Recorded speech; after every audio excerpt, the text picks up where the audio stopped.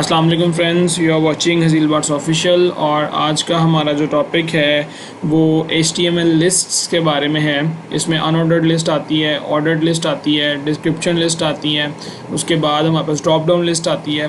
तो आज का जो टॉपिक है बेसिकली वो बहुत इजी है, इतना मुश्किल नहीं है।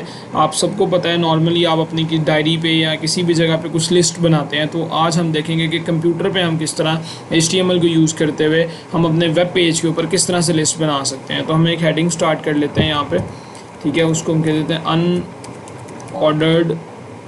अनऑर्डर्ड लिस्ट, HTML लिस्ट, ठीक है जी। तो अनऑर्डर्ड लिस्ट बेसिकली स्टार्ट कहाँ से होती है? आप UL का टैग ओपन करते हैं, ठीक है। UL के टैग के अंदर आप नेस्टेड टैग ओपन करते हैं LI का, और उसके अंदर आप अपनी जो भी आपने आइटम्स लिखनी होती हैं उनको लिखते हैं। फॉर एग्जांपल मैं एक और आइटम लिख लेता हूँ, ठीक है जी। इसके बाद आपने मज़ीद एक आइटम लिख लें, कोई भी जो भी आपको पसंद है, जिस चीज़ की आपने लिस्ट बनानी है, ठीक है। तो मैंने यहाँ पे इन सब, और आपने अनऑर्डर्ड लिस्ट को क्लोज़ भी करना है, ठीक है जी।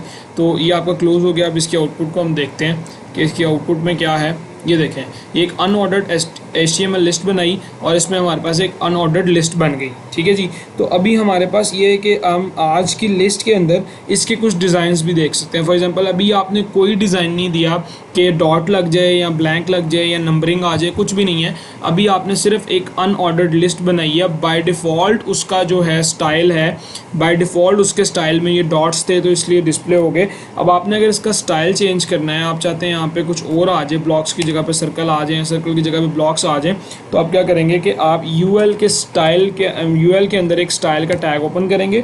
इसके अंदर आप देंगे लिस्ट का स्टाइल, ठीक है। लिस्ट के स्टाइल की टाइप कौन सी होगी?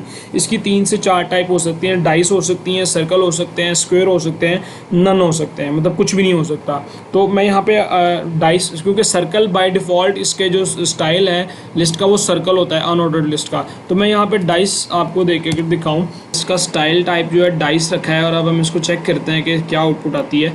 तो अब आप इसको रिफ़्रेश करें, कोई आउटपुट नहीं आ रही। बेसिकली डाइस और सर्कल में मतलब बाय डिफ़ॉल्ट बैकएंड पे कुछ भी नहीं है। तो हम यहाँ पे इसका स्क्वायर करके देख लेते हैं, ठीक है। स्क्वायर करने से क्या आता है, ठीक है जी। तो अब आप देखें कि स्क्वायर करने से आप देख सकते हैं कि ये जो है इनकी जो है ये स्क्वायर में चेंज हो गया। सर्कल जो था ये स्क्वायर में चेंज हो गया। अगर यहाँ पर आप नन दे दें, मतलब कुछ भी ना दें, तो फिर क्या आती है इसकी आउटपुट? फिर चेक कर लेते हैं, देखेंगे कुछ भी नहीं आया, ठीक है। इसकी ये आपने सर्कल यूज़ हो सकते हैं, डाइस यूज़ हो सकते हैं, स्क्वायर यूज़ हो सकते हैं, और नन यूज़ हो सकते हैं। आप नन लगा के आपने देखा तो इसमें आपने देखा कि जी ये बिल्कुल कुछ भी नहीं था, मतलब सादा था बिल्कुल, इसके ऊपर कोई डिज़ाइन नहीं आया था, ठीक है जी। तो इसके बाद हम जो डिस्कस करना चाह रहे हैं वो हम बात करते हैं कि अनऑर्डर्ड लिस्ट तो हमने देख ली। अब हम ऑर्डर्ड लिस्ट की अगर बात करें, इसी तरह से आप एक हेडिंग दे लें, ठीक है, ऑर्डर्ड लिस्ट की, ऑर्डर्ड HTML लिस्ट, और हेडिंग को क्लोज कर दें। अब इसमें आपने ऑर्डर्ड लिस्ट जो है वो OL से स्टार्ट होती है, वो OL से स्टार्ट होती है बेसिकली। तो ये डिफरेंस है दोनों लिस्ट के अंदर, कि अनऑर्डर्ड लिस्ट जो है वो UL से स्टार्ट होती है, और ऑर्डर्ड लिस्ट जो है वो OL से स्टार्ट होती है, और उसके अंदर नेस्टेड जो है वो LI ही आता है। अब यहाँ पे भी मैं सेम ही यूज़ कर लेता हूँ, तो मैं इसको कॉपी पेस्ट कर लेता हूँ यहाँ पे, ठीक है जी। और यहाँ पे मैं ऑर्डर्ड लिस्ट जो है वो क्लोज भी कर देता हूँ। तो अब मैं आपको इसकी आउटपुट दिखाता हूँ। ये देखें, अब ऑर्डर्ड लिस्ट में आपके पास क्या है, बाय डिफ़ॉल्ट 1 2 3 आया, और इसकी जब आप ये स्टाइलिंग ख़त्म करते हैं तो इसका स्टाइलिंग ख़त्म करने के बाद आपके पास बाय डिफ़ॉल्ट क्या आता है, दोनों को आप देख लें कि ऑर्डर्ड लिस्ट में बाय डिफ़ॉल्ट 1 2 आता है, और अनऑर्डर्ड लिस्ट में बाय डिफ़ॉल्ट सर्कल्स आते हैं। तो अब हमने ऑर्डर्ड लिस्ट को तो डिस्कस कर लिया, अब हम अनऑर्डर्ड लिस्ट को हमने डिस्कस कर लिया। ऑर्डर्ड लिस्ट की बात करते हैं। ऑर्डर्ड लिस्ट में आप कौन कौन सी इसकी टाइप दे सकते हैं? उसमें आपने स्टाइल लगाया था, इसमें आप सिंपल टाइप यूज़ करते हैं, ठीक है। आपने अनऑर्डर्ड लिस्ट में स्टाइल का एट्रीब्यूट ओपन किया था, और स्टाइल के एट्रीब्यूट में आपने उसका टाइप दी थी। यहाँ पे आप सिंपल टाइप लिखते हैं। फॉर एग्जांपल टाइप आप अगर बाय डिफ़ॉल्ट 1 2 है तो 1 2 लिखने की ज़रूरत नहीं है। आप यहाँ पे अगर टाइप A लिखें तो आप देखेंगे कि इसके टाइप A लिखने से ये 1 2 ABC में चेंज हो जाएगी, ठीक है जी, ABC में चेंज होगी। अगर आप चाहते हैं यहाँ पे कैपिटल ABC आए तो आप कैपिटल A लिख दें, ठीक है जी। तो अगर आप चाहते हैं कि यहाँ पे जो है अपर केस रोमन नंबर्स आ जाएं तो आप कैपिटल I लिख दें, ठीक है। और ये देखें, अगर आप चाहते हैं स्मॉल रोमन नंबर्स आ जाएं तो स्मॉल I लिख दें, ठीक है जी। ये देखें, ये थी हमारे पास अनऑर्डर्ड और ऑर्डर्ड लिस्ट। ठीक है जी। इसमें अब आपने क्या करना है कि आपके पास कुछ कहते हैं कि डिस्क्रिप्शन लिस्ट क्या होती है हमारे पास, HTML डिस्क्रिप्शन लिस्ट। ठीक है जी। तो इसको डिस्कस करते हैं। इसमें बेसिकली हमारे पास क्या है, अब इसमें थोड़ा सा चेंज है कि इसमें डिस्क्रिप्शन लिस्ट DL से स्टार्ट हो रही है। ठीक है जी। तो DL से स्टार्ट होने के बाद और इसके अंदर जो आता है वो डिस्क्रिप्शन डाटा आता है। ठीक है, डिस्क्रिप्शन का जो डाटा है वो आता है। अब आप यही चीज़ें मैं अगर लिख लूँ दोबारा से, मतलब कॉफ़ी है, ठीक है, और नीचे मैंने लिखा था कार है, मतलब कॉफ़ी के अंदर ना मैंने कॉफ़ी का डिस्क्रिप्शन लिस्ट बनाना है ना, तो कॉफ़ी के अंदर मैं क्या कहता हूँ DD का टैग यूज़ करूँगा और इसके अंदर मैं कह दूँगा कि कॉफ़ी के अंदर कौन सी आ सकती है, ब्लैक कॉफ़ी आ सकती है। ठीक है, ब्लैक। और यहाँ पे मैं कह दूँगा कि एक और DD यूज़ करता हूँ और उसमें मैं कहता हूँ कोल्ड कॉफ़ी, कोल्ड कॉफ़ी। ठीक है, यहाँ पे आप DD क्लोज भी कर दें। तो अब आप यहाँ पे DL, पहले DT क्लोज करें, बल्कि DT तो ऊपर आपने क्लोज कर दिए, यहाँ पे DL क्लोज हो जाएगा। अब आप इसकी आउटपुट देखें तो आउटपुट में हमें बताएगा कि देखें ये कॉफ़ी थी। ठीक है, कॉफ़ी के अंदर एक ब्लैक कॉफ़ी है, एक कोल्ड कॉफ़ी है। ठीक है जी। तो ये हमारे पास थी डिस्क्रिप्शन लिस्ट। अब हम नेस्टेड लिस्ट की अगर बात करें तो नेस्टेड लिस्ट को हम यहाँ पे देख लेते हैं कि नेस्टेड लिस्ट किस तरह से होगी। अब आपने एक UL की लिस्ट बनाई, अनऑर्डर्ड लिस्ट बनाई, मैं ऊपर से इसको कॉपी, मतलब एक अनऑर्डर्ड लिस्ट को ही कॉपी कर लेता हूँ। ठीक है, और इसको मैं कॉपी करता हूँ और यहाँ पे पेस्ट कर देता हूँ। ठीक है जी। तो ये अनऑर्डर्ड नेस्टेड HTML लिस्ट है। ठीक है, इसको हम डिस्कस करते हैं जी। UL आपने स्टार्ट किया, आपने कॉफ़ी बनाई और यहाँ पे अब आप टी कर लें।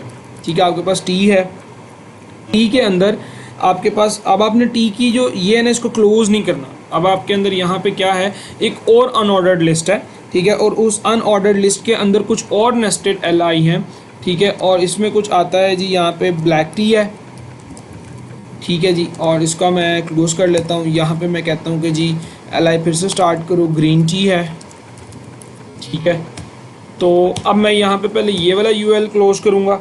ठीक है जी, उसके बाद मैं ऊपर वाला LI क्लोज करूँगा और थिंग्स मैं नीचे एज इट इज़ रहने देता हूँ। तो इसकी आउटपुट आप चेक करें कि क्या आती है।